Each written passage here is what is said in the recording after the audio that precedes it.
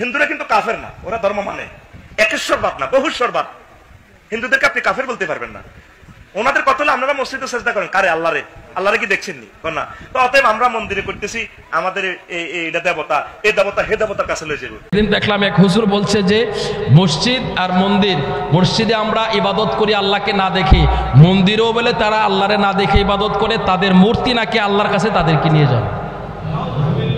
আরো জোরে বলেন নাউজুবিল্লাহ। তা বড় আফসোস লাগছে, উনি একজন মুহাদ্দিস মানুষ, ওনার নামের আগে মুহাদ্দিস লেখা থাকে। তো একজন মুহাদ্দিস মানুষ হয়ে উনি অডিয়েন্সদেরকে বোঝাচ্ছে, উনি বলছে যে মসজিদে আমরা আল্লাহকে না দেখে ইবাদত করি। এটা তো সত্য, আল্লাহকে না দেখেই তো আমরা ইবাদত করি। কথা বলেন, এটা তো আল্লাহ কোরআনে বলছেন দেখে তো আমরা গায়েবের উপরে বিশ্বাস করি। আল্লাযীনা ইউমিনুনা বিল গায়ব ওয়া ইউকিমুনাস সালাতা ওয়া ইউতুনাজ যাকাত। এটা আল্লাহ গায়েবের কথা বিশ্বাস করার কথা বলছে বিধায় তো আমরা বিশ্বাস করি। তো উনি বলছে যে মসজিদে আমরা ইবাদত করি, আল্লাহকে না দেখে ইবাদত করি। মন্দিরেও বলে তারা আল্লাহরে না দেখে ইবাদত করে, কিন্তু তাদের সামনে মূর্তি থাকে, এই মূর্তি নাকি আল্লাহর কাছে তাদেরকে নিয়ে যাবে। উনি আবার ফতোয়া দিচ্ছে যে হিন্দুদেরকে আপনি কাফের বলতে পারবেন না, মুশরিক বলতে পারবেন না। প্রকাশ্যে সে মূর্তি পূজা করছে, তারে বলে আপনি কাফের বলতে পারতেন না। আপনি বলেন তো দেখি, এটা কি পাগলদেরকে বোঝাচ্ছে না? আমরা কি এত পাগল হয়ে গেছি যে আমরা এত পাগল, আমাদের চোখের সামনে তারা 360 দেবতার পূজা করতেছে, সেজদা করতেছে, সরাসরি তারা প্রকাশ্যে মুশরিক। তাদেরকে আপনি বলছেন যে তাদেরকে মুশরিক বলা যাবে না, কাফের বলা যাবে না। তাহলে কাফেরটা বলবো কাকে? কাফেরকে কাফের না বললেও তো আপনি কাফের হয়ে যাবেন। কথা বুঝতে পারেন? এটাই হচ্ছে ইসলামের আইন। আপনি যদি কাফেরকে কাফের না বলেন তাহলে আপনি কি? কাফের। হারামকে যদি আপনি হারাম জানেন তাহলে আপনি কাফের। হালালকে যদি হারাম জানেন কাফের। আপনি হালালকে হালাল জানতে হবে, হারামকে হারাম জানতে হবে, কাফেরকে কাফের জানতে হবে, মুসলমানকে মুসলমান জানতে হবে, ইমানদারকে ইমানদার বলতে হবে। কথা বলেন ঠিক কিনা? কিন্তু আপনি আপনার নিজস্ব স্বার্থ হাসিলের জন্য আপনি তো ইসলামকে গলিয়ে ফেলতে পারবেন না, ইসলামকে ব্যবহার করতে পারবেন না। এই জন্য আল্লাহ তাআলা বলছে আগে ঈমান। আগে কি? ঈমান। যদি তার ভিতরে ঈমান থাকতো, তিনি মুহাদ্দিস, খেয়াল করবেন, একজন মুহাদ্দিস তিনি বলছে মসজিদের ইবাদত আর মন্দিরের ইবাদত এক সমান করে দিয়েছে। আরো জোরে কোন? ওনার নামের আগে কি টাইটেল আছে? উনি একজন মুহাদ্দিস। খেয়াল করবেন, উনি মুহাদ্দিস হয়েছে কিন্তু ইমানদার হতে পারে নাই। যদি ইমানদার হইতো, ঈমান যদি তার ভিতরে থাকতো, তার ঈমান বলতো প্রকাশ্যে যারা মূর্তি পূজা করে তাদেরকে মুশরিক বলতে হবে, প্রকাশ্যে যারা আল্লাহর সাথে কাউকে শরীক করে তাকে কাফের বলতে হবে। কিন্তু তার ঈমান বলছে না, কারণ সে মুহাদ্দিস হইছে, ইমানদার হয় নাই। কথা বলেন ঠিক কিনা? ওই মুহাদ্দিসের পিছনে যদি আপনি ইক্তেদা করেন, আপনাকে আল্লাহর কদমে নিয়ে যাবে না, নিয়ে যাবে মূর্তির কদমে। কারণ তার অন্তরে মূর্তির প্রেম। মূর্তির প্রেম বিদায় তো বলছে আপনার মসজিদে ইবাদত করেন আল্লাহরে না দেখা। এবার কয় হেরাও বলে আল্লাহরে না দেখা ওখানে যায় সেজদা করে। নাউজুবিল্লাহ। মসজিদের সেজদা আর মন্দিরের সেজদা কি এক? কথা বলেন। আমরা মসজিদের সেজদা করি এক আল্লাহকে, দ্বিতীয় কাউকে না। এক আল্লাহকে জেনে আমরা সেজদা করি। কিন্তু ওনারা মূর্তির সামনে সেজদা করে, ওনারা 360 দেবতার সামনে সেজদা করে। তাহলে আমাদের সেজদা ওনাদের সেজদা কি এক? তো উনি তো একসাথে করে দিয়েছে। তাহলে আপনি ওনার পিছনে যদি ইক্তেদা করেন, উনিও তো কোনো মসজিদে নামাজ পড়া, তো ওনার মুসল্লিদেরকে উনি সেজদা দিয়ে কই যাবে? মূর্তির কাছে যাবে। কথা কোন ঠিক কিনা? কারণ মূর্তি প্রেম ভিতরে। এই জন্য খুব সাবধান। এই জন্য আল্লাহ বারবার করে বলছে ঈমান, বারবার করে বলছে ঈমান। ঈমান আপনার ঠিক করতে হবে। ঈমান যখন ঠিক থাকবে বাকি সমস্ত আমল ঠিক থাকবে। এই জন্য আল্লাহ বলেন ইন্নাল্লাযীনা আমানু ওয়া আমিলুস সালিহাত। আগে ঈমান, তারপরে আমলে সলিহাত। আমলে সলিহাত, নেক কাজ করো, এই নেক কাজ হবে তোমার পরকালের সামান। আরো জোরে বলেন সুবহানাল্লাহ। এই নেক কাজ হবে কি? পরকালের সামান।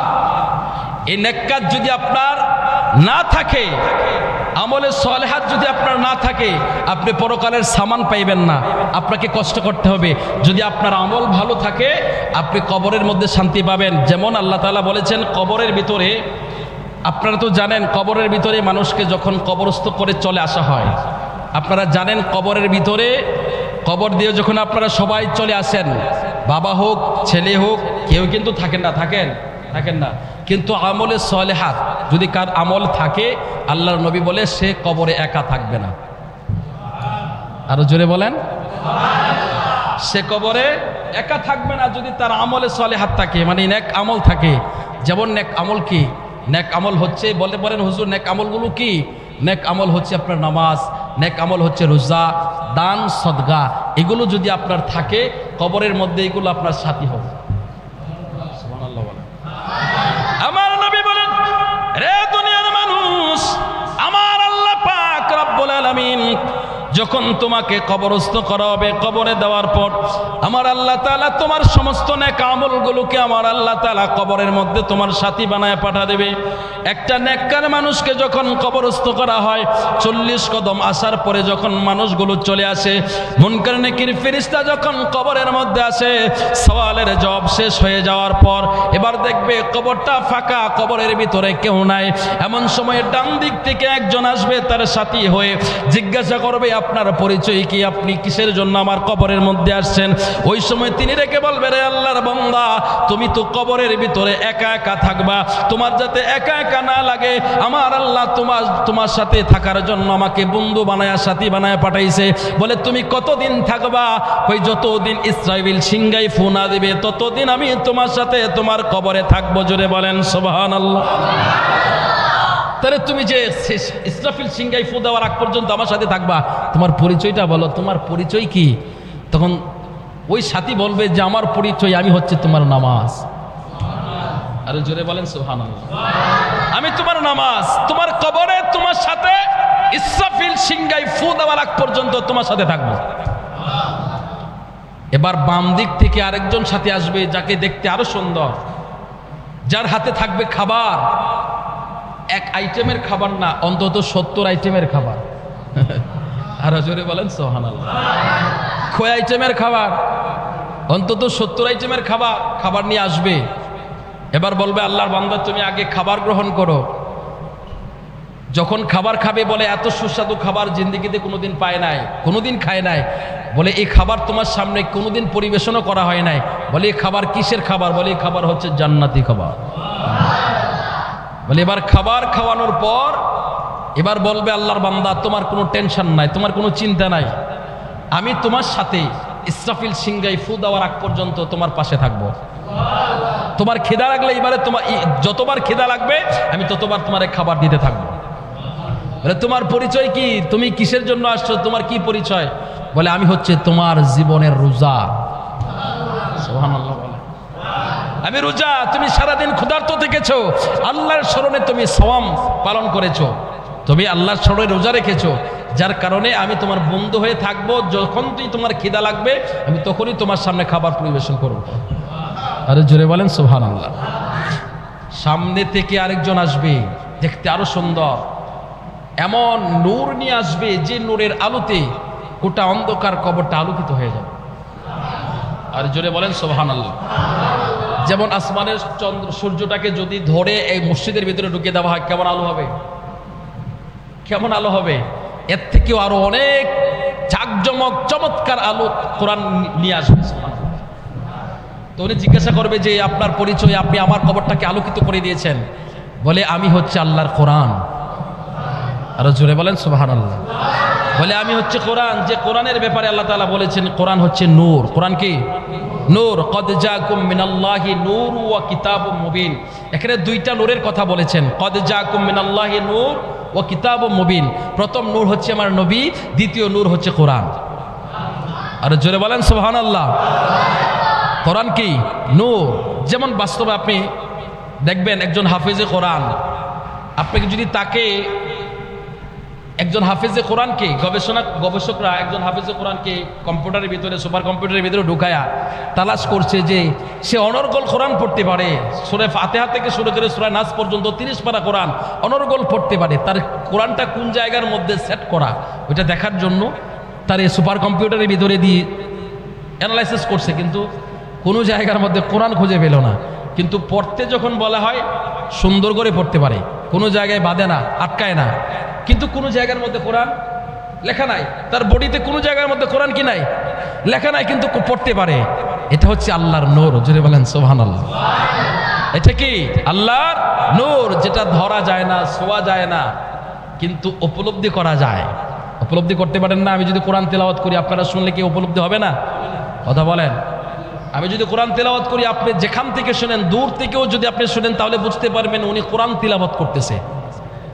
কথা ঠিক নেই? কিন্তু কোরআন তেলাওয়াতটা কোন জায়গা থেকে আসতেছে এটা বলা যায় না, কিন্তু কোরআন তেলাওয়াতের আওয়াজ শুনলে বোঝা যায় এটা আল্লাহর কোরআন। জোরে বলেন সুবহানাল্লাহ। এই জন্য কোরআনকে কি বলা হয়েছে? এবার যখন আলোকিত নূর নিয়ে আসবে কোরআন, বলবে আমি একেবারে ইসরাফিল সিংহায় ফু দেওয়ার আগ পর্যন্ত তোমার সাথে তোমার কবরে এভাবে আলো দিতে থাকবো। আরে জোরে বলেন সুবহানাল্লাহ। যদি আল্লাহর বান্দা কোরআন তেলাওয়াত দুনিয়াতে করে থাকে, তাহলে বলবে আমি যে নেক কাজগুলো করেছিলাম, আমলে সলেহাত, অর্থাৎ মাঝে মধ্যে কোরআন পড়তাম, তুমি সে সাথী হয়ে আমার কবরে থাকবা? বলে হ্যাঁ, আমি তোমার সাথী হয়ে থাকবো। কিন্তু আপনি কোরআন পড়তে পারেন না, কিন্তু আপনি নামাজে কোরআন শুনেছেন, যেমন তারাবির নামাজে শুনেছেন, অথবা কেউ কোরআন তিলাওয়াত করলে বসে বসে শুনেছেন।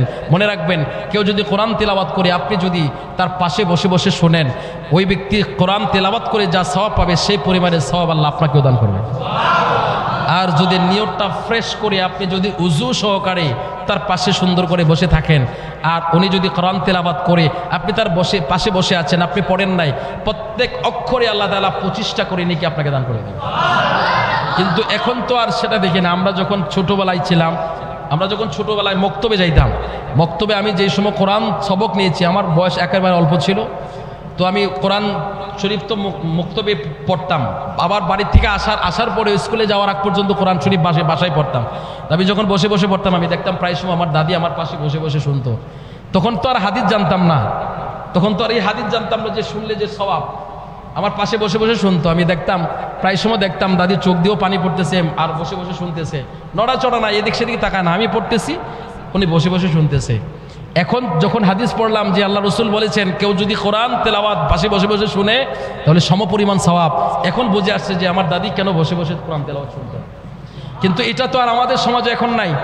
আপনার ছেলে, এখন তো এমন অবস্থা হয়েছে, ঘরের ভিতরে টিভি দেখতে দেখতে রাইতের বাজে 12টা, ঘুমায় 12টা এসে ঘুমায়, 8টা বাজে ঘুম থেকে উঠে। কথা বলেন না, ঠিক নেই? যদিও বা কোনোটা সকালবেলা উঠে কিন্ডারগার্টেনে দৌড়ায়। কথা বলেন, ঠিক নেই?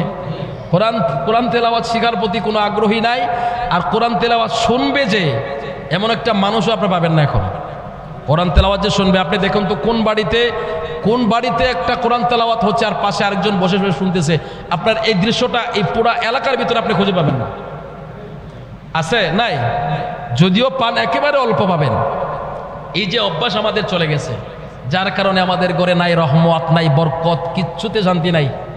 আছে না? খাবারে শান্তি আছে, টাকা পয়সা আছে, সব কিছু আছে, কিন্তু আপনি খোঁজ নিয়ে দেখেন, আমি শিওর না, কিন্তু আমি এইটুকু আইডিয়া করতে পারি যে আপনি সমাজের ভিতরে খুঁজে দেখেন, 100 থেকে আপনি 99টা ঘরে গিয়ে দেখবেন পারিবারিক শান্তি নাই। 100 থেকে 99টা ঘরে আপনি পারিবারিক শান্তি পাবেন না। অথচ টাকা পয়সার অভাব নাই, ধন দৌলতের অভাব নাই, কিচ্ছুর অভাব নাই, আপনি পারিবারিক শান্তি নাই, খোঁজ নিয়ে দেখেন চলে গেছে শান্তি। তো শান্তি থাকবে কি করে? আপনি শান্তি জিনিসটাই তো ঘর থেকে বের করে দিয়েছেন। আপনার ঘরে সকাল সন্ধ্যায় জিকিরের আওয়াজ নাই, আপনার ঘরের ভিতরে সকাল সন্ধ্যায় কোরআন তেলাওয়াতের আওয়াজ নাই, আপনার ঘরে সন্ধ্যাবেলায় চলে ডিজে গান, সকালবেলায় আপনার বাচ্চা ফেসবুক নিয়ে বসে আছে, অশ্লীল ছবি দেখছে। আপনার ঘরের ভিতরে যত প্রকারের হারাম কাজ আছে সমস্ত কাজ হচ্ছে। কোরআন আপনার ঘরের ভিতরে রাখছেন, আপনি সুন্দর করে কাপড় দিয়ে মুড়িয়ে গিলাপ দিয়ে আপনি সুন্দর করে কোরআন শরীফকে আপনি সাজিয়ে থুয়ে দিচ্ছেন চুকেসের মধ্যে, তো আপনার ঘরে রহমত কি করে আসবে?